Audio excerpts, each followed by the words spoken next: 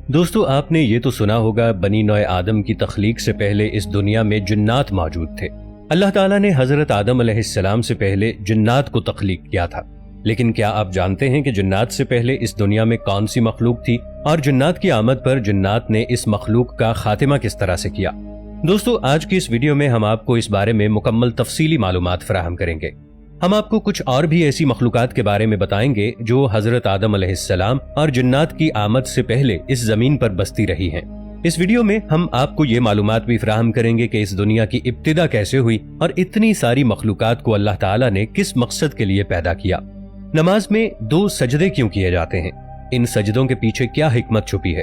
دوستو اللہ تعالیٰ کی تخلیق کردہ کائنات اس قدر پر اسرار ہے، اس میں اتنے راز چھپے ہیں کہ اس میں لاکھوں اور کروڑوں کی تعداد میں اللہ تعالیٰ کے کرشمات موجود ہیں۔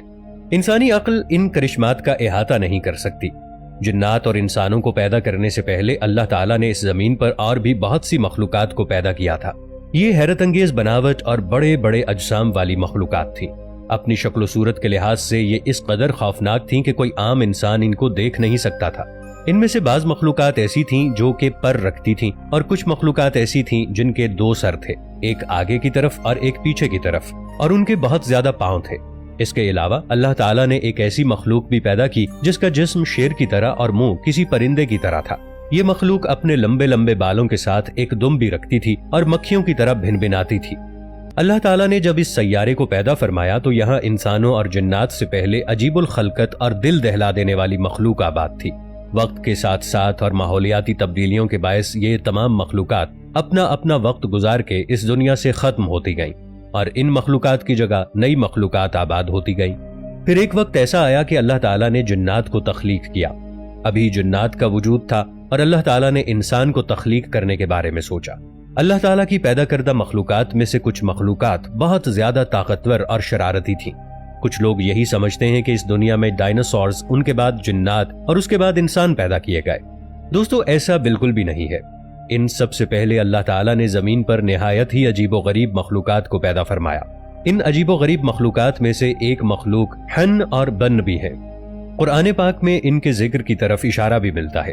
ان کے بارے میں علامہ ابن کثیر رحمۃ اللہ علیہ فرماتے ہیں، انسانوں سے پہلے جنات کو پیدا کیا گیا اور جنات سے پہلے اس دنیا میں ہن اور بن نامی ایک مخلوق موجود تھی۔ اس مخلوق کے بارے میں کہا جاتا ہے کہ یہ بہت حد تک خطرناک اور شرارت میں سب سے آگے تھی۔ جب اپنی شرارت کی بدولت انہوں نے زمین پر فتنہ فساد برپا کرنا شروع کر دیا تو اللہ تعالیٰ نے جنات کو پیدا فرما کر اس مخلوق پر حاوی کر دیا۔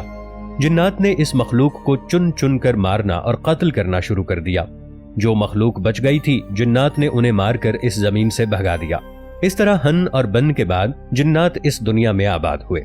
اس سے پتہ چلتا ہے کہ جنات سے پہلے بھی اس دنیا میں افراد سے مخلوقات آباد تھیں، اور اسی بات کو مد نظر رکھتے ہوئے اللہ تعالیٰ قرآن پاک میں ارشاد فرماتا ہے، میں زمین پر اپنا ایک نائب بنانے والا ہوں۔ تو فرشتوں نے اللہ تعالیٰ سے عرض کیا، اے اللہ، تو اس روئے زمین میں ایک ایسی مخلوق کو پیدا کرنے والا ہے جو زمین پر فتنہ و فساد برپا کرے گی اور قتل و غارت کرے گی۔ فرشتوں نے یہ بات اس کے پیش نظر کی کہ وہ پہلے سے ہی زمین پر ہن اور بن کا فتنہ فساد دیکھ چکے تھے، اور یہ بھی دیکھ چکے تھے کہ جنات نے کیسے انہیں بعد میں آ کر قتل کیا۔ یہ تمام آیات اس بات کی طرف اشارہ کرتی ہیں کہ زمین میں اور بھی مخلوقات موجود تھیں۔ حضرت عبداللہ بن عمر رضی اللہ تعالی عنہ نے فرمایا کہ حضرت آدم علیہ السلام کے اس زمین پر آنے سے 2000 سال پہلے ہن اور بن نامی مخلوقات رہا کرتی تھیں۔ انہوں نے زمین پر فتنہ فساد پھیلا کر ایک دوسرے کو قتل کیا۔ ایک اور روایت میں یہ بات بھی آتی ہے کہ اللہ تعالیٰ نے زمین اور آسمان پیدا کرنے سے پہلے فرشتوں کو تخلیق کیا تھا۔ فرشتوں کے بعد جنات کو آگ کے شعلے سے پیدا فرمایا، اور جنات کے بعد انسانوں کو مٹی سے تخلیق کیا گیا۔ اس روئے زمین پر جس خاکی وجود کو سب سے پہلے تخلیق کیا گیا تھا وہ اللہ تعالیٰ کے نبی حضرت آدم علیہ السلام ہیں۔ آپ بنی نوع انسان کے لیے پہلے پیغمبر تھے جو اللہ تعالیٰ کی شریعت لے کر آئے تھے۔ مفسرین لکھتے ہیں کہ اللہ تعالیٰ نے جنات سے حکومت لے کر ایک دوسری مخلوق کو دینا چاہی تاکہ جنات کا غرور ٹوٹے۔ اس لیے اللہ تعالیٰ نے ارشاد فرماتا ہے کہ میں زمین پر اپنا ایک خلیفہ بنانے والا ہوں۔ وہ انسان اپنے اختیار اور ارادے کا مالک ہوگا اور اس روئے زمین پر اپنی مرضی سے جہاں چاہے گا جائے گا اور اپنی مرضی سے کام کر سکے گا۔ وہ دخل اور اختیار کا ایک نمونہ ہوگا۔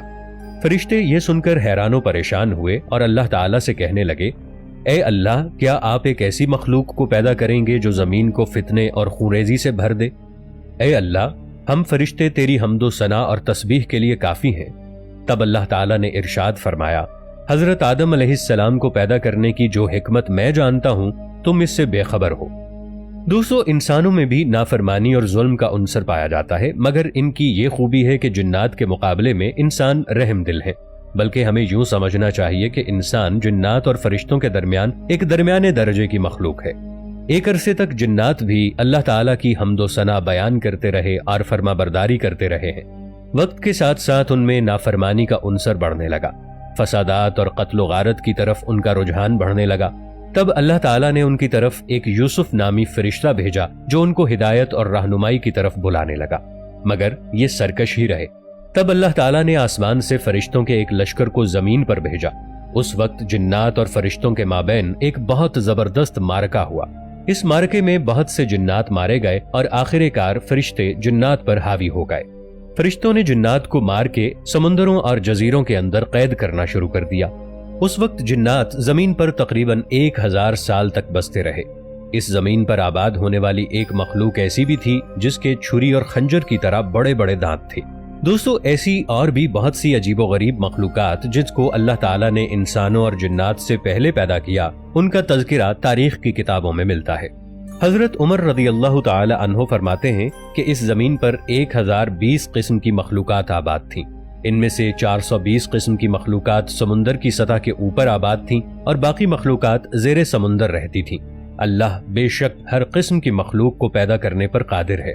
جنات اور انسانوں کو پیدا کرنے کا ایک ہی مقصد تھا، اور وہ اللہ تعالیٰ نے قرآن پاک کی سورہ زاریات کے اندر یہ مقصد اس طرح بیان کیا ہے، میں نے انسان اور جنات کو اس لیے پیدا کیا تاکہ وہ میری عبادت کر سکیں۔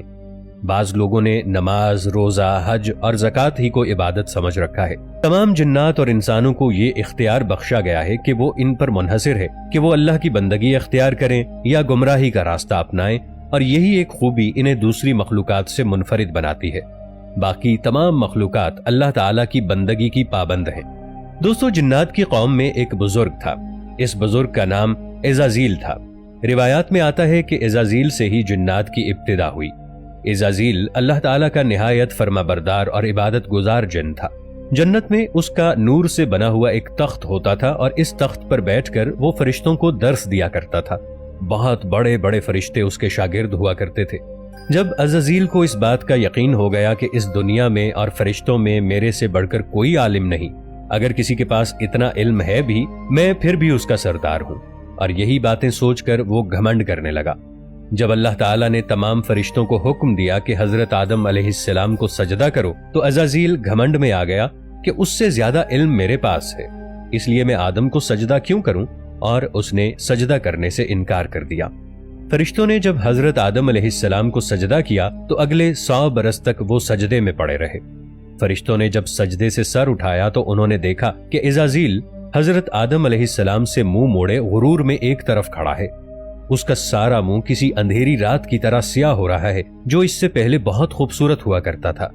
اس دن وہ ایک ہیبت ناک دیو کی مانند نظر آ رہا تھا۔ عزازیل کی یہ صورت دیکھ کر تمام ملائکہ پھر سجدے میں گر گئے۔